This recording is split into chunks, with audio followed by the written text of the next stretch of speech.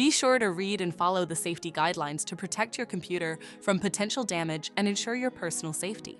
For more information about safety guidelines, see the owner's manual at dell.com/support. Before you begin, turn off the computer and disconnect all the attached peripherals.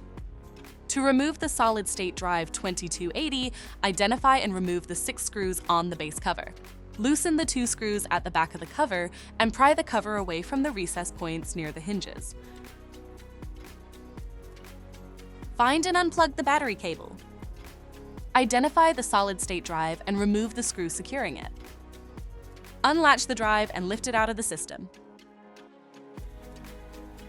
To reinstall the solid-state drive, the 2280, place it back in the system and relatch it. Tighten the screw to secure it. Plug in the battery cable. Secure the base cover with the 8 screws. For more information about your Dell system, visit dell.com/support.